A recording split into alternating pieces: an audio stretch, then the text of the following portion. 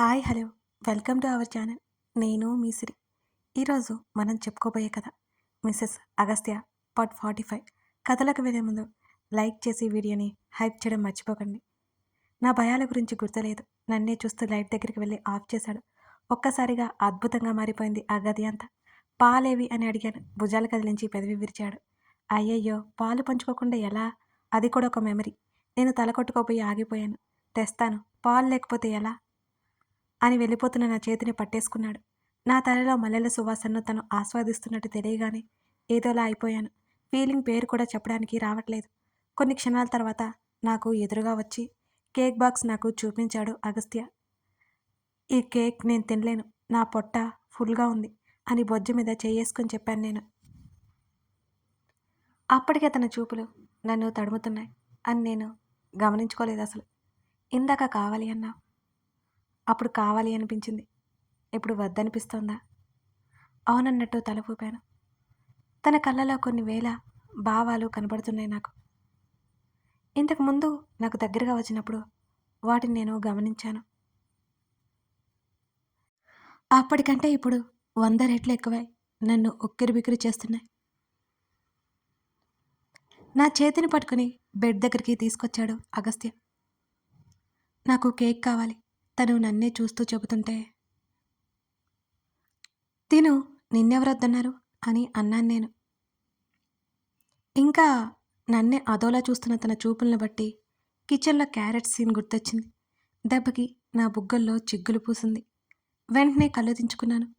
తన మెదడులో ఏం రన్ అవుతుందా అని ఆలోచిస్తుంటే నా ఒళ్ళంతా జల్లుమంటోంది. కావాలి మరోసారి అన్నాడు తను. ఒక చిన్న కేక్ ముక్క తీసి తన వైపుకు పెట్టాను. నా చేతిని నెట్టేశాడు. నేను కళ్ళు ఎత్తి తన వైపు చూశాను. తన చూపులు అలాగే ఉన్నాయి, సూటిగా. అబ్బబ్బా, రాక్షసుడు! కరెక్ట్ టైంకి ఆడుకుంటున్నాడు. ఎప్పుడూ తన ముందు ఇంత ఇదిగా లేను నేను. అసలు తలపైకి ఎత్తలేకపోతున్నాను. మెల్లగా మోకాళ్ళ మీద లేచి కూర్చున్నాను.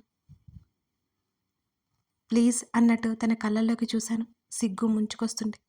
తను మెల్లగా అడ్డంగా తల ఊపాడు. నా మధ్యలో ఉన్న కేక్ తీసి టేబుల్ మీద పెట్టాను. నేను మోకాళ్ళ మీద కూర్చున్నంత తన ఎత్తుకు సరితూగాను. నా పెదవుల మధ్య ఉంచి పెదవులకు అందించడానికన్నట్టు తల ముందుకు పెట్టాను. తను ఏం చేయబోతున్నాడో తలుచుకుంటేనే పరవశంతో కళ్ళు మూసుకుపోయాయి నాకు. తన ముఖం నా ముఖానికి దగ్గరగా వచ్చినట్టు తన ఊపిరి స్పర్శ తెలుపుతోంది. కేక్ తను తిన్నాడా లేక నేను తిన్నానో తెలియదు, కానీ మా ఇద్దరి పెదవుల మధ్య అది మెత్తగా కరిగిపోయింది. అప్పటికే తన మీదకి చేరిపోయాను నేను. తన బలమైన చేతులు నన్ను చుట్టుకున్నాయి. నా సున్నితమైన చేతులు తన మెడను చుట్టేశాయి. మధువులకే నా పెదవులలో మధువుకై వెతికి వెతికి అలసిపోకుండా, అలుపు లేకుండా మధుపమై మధువుని పీల్చేస్తున్నాడు తను. నన్ను ఊపిరి పీల్చుకోమని మళ్ళీ మళ్ళీ ఊపిరి తీసుకోవడం కష్టమన్నట్టు పెదవులు దూరం జరిపాడు. భారంగా ఊపిరి తీసుకుంటున్నాను. తన పెదవుల ప్రయాణం నా మెడ నుంచి కంఠం మీదుగా సాగుతోంది. చీర నా శరీరం మీద బరువుగా ఉన్నట్టు మెల్లిగా వేరైపోయింది. తన దృఢమైన శరీరం మీద అప్రయత్నంగా నా చేతులు కదులుతున్నాయి. నా చుట్టూ ఉన్న లోకమే నేను మర్చిపోయాను. ఏవో కొత్త లోకాలలో తేలి ఆడుతున్నాను. ఇరు శరీరాల మీద దుస్తులు వేరుగా అయ్యాయి. నా అందాలను నకసిక పర్యంతం ముద్రతో బహూకరిస్తున్నాడు అగస్త్య. నా పెదవులు ఈ పేరు పలుకుతున్నాయి. తన చేతుల్లో నా నడుము చిక్కిపోతోంది. తన ప్రేమకు ఉక్కిరిబిక్కిరైపోతూ తనకు బందీ అయిపోయాను నేను.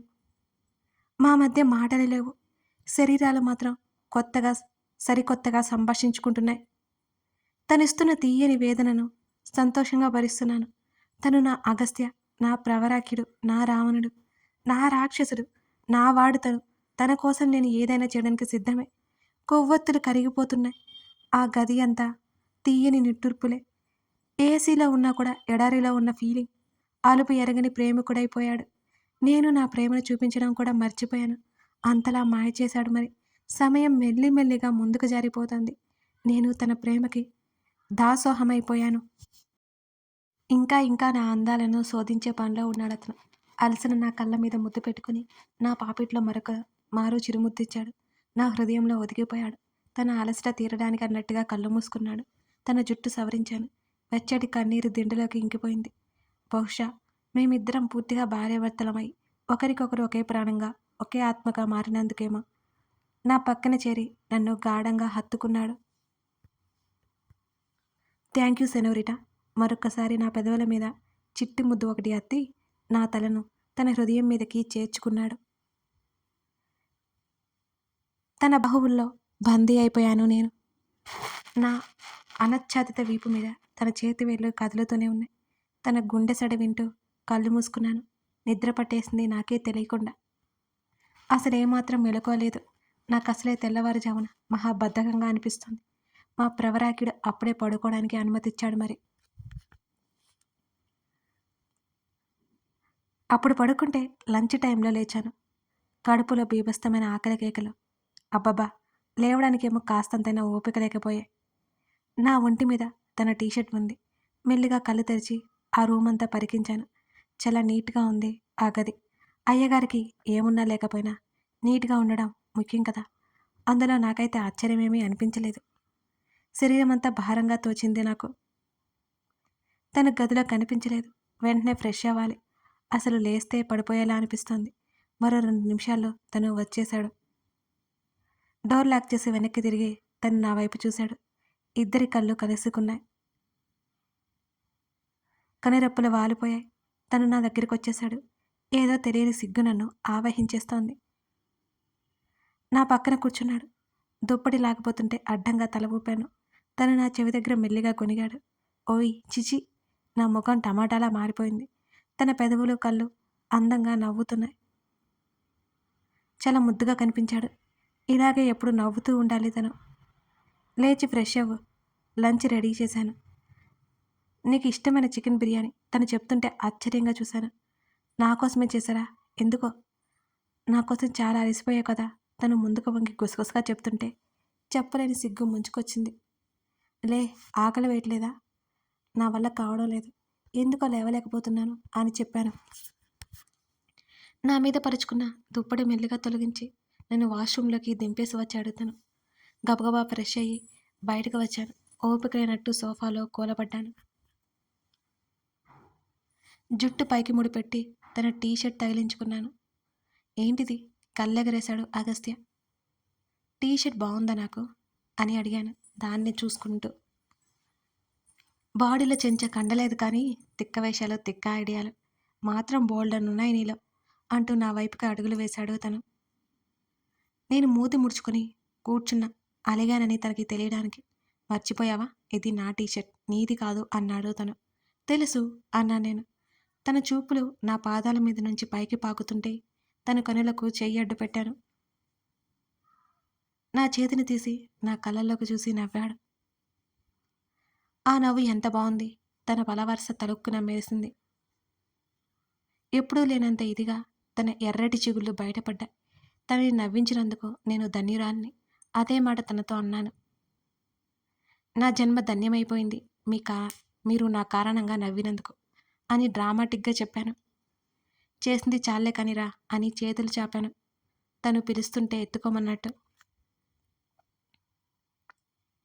అవలీలగా ఎత్తి మా గదిలో నుంచి మెట్ల మీదుగా కిందకి దిగాడు. తన మెడ చుట్టూ చేతులు వేసి తన్ని చూసుకుంటున్న కళ్ళారా మనసారా. ఇదంతా కలలా ఉంది నాకు. ఎంత బాగుంది ఈ జీవితం. ఇలాగే ఉంటామా మేము? ఎప్పటికీ ఉంటాం. మేము ఎప్పుడు ఇలాగే కలిసి సంతోషంగా ఉంటాం. నన్ను సోఫాలో ల్యాండ్ చేసి ఇక్కడికే పెట్టుకొస్తాను అని అన్నాడు తను. సరే అన్నట్టు తల ఊపి టీపాయ్ మీద ఉన్న ఫోన్ మీద నా చూపు పడింది. రాత్రి డిన్నర్ చేయడానికి లోపలికి వచ్చి దాన్ని అక్కడే పడేసినట్టు నాకు గుర్తొచ్చింది. ఫోన్ ఆన్ చేశాను. 10 నిమిషాల క్రితం డాడీ మిస్డ్ కాల్ కనిపించింది నాకు. విని నుంచి ఏదో మెసేజ్ కూడా నోటిఫికేషన్ వచ్చినట్టుంది. డాడీకి వెంటనే కాల్ చేశాను. బేబీ. డాడీ గొంతు వినగానే ఎన్నో యుగాలు దూరంగా ఉన్నట్టు అనిపించింది నాకు. డాడీ అన్నాను.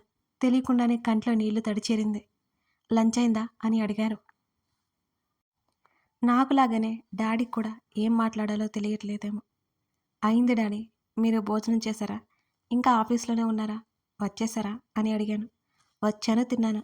బాగా గుర్తుకొచ్చావు. అందుకే కాల్ చేశాను అని చిన్నగా నవ్వారు డాడీ. డాడీ అలా అనగానే నాకు ఎందుకో బాగా ఏడుపొచ్చింది.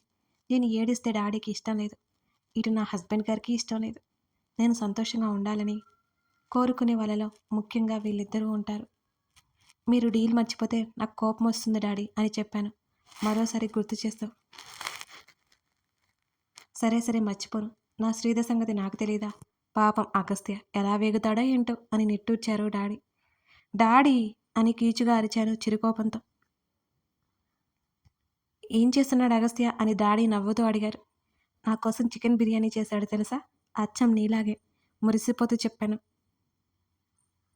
పాపం కదా శ్రీ, కనీసం వారానికి ఒక్కసారైనా వంట చేస్తుండు అని అన్నారు డాడీ నన్ను ఇంకా ఉడికిస్తూ. డాడీ గారంగా పిలిచాను. అలా కూడా చేయలేవా? సర్లే ఏం చేస్తాం, ఈ జన్మకి అగస్త్యకి తప్పదు అన్నారు. నేను అలుగుతాను చెప్తున్నా డాడీని బెదిరించాను. నేను ఎప్పుడైనా అలిగాను అంటే మిడ్ నైట్ నన్ను బయటికి తీసుకెళ్ళి ఐస్ క్రీమ్ ఇప్పించి తెల్లవారే వరకు తిప్పాలి. అదే డాడీకి పెట్టిన కండిషన్. నేను అలిగి చాలా రోజులైపోయింది. నిజానికి సంవత్సరాలైపోయింది. నో నో శ్రీ, ఇప్పుడు నాకంతా ఓపిక లేదమ్మా తల్లి. కావాలంటే ఒక 4-5 నెలల తర్వాత అలుగుతూలే. అప్పటికే కాస్త ఎనర్జీ వస్తుంది నాకు అని డాడీ నవ్వుతూ అన్నారు. సరే, అప్పటికే ఇప్పుడు అలుగుతున్నాను, గుర్తుపెట్టుకోండి డాడీ మరి అని అన్నాను నేను. సరే గుర్తుపెట్టుకుంటాను.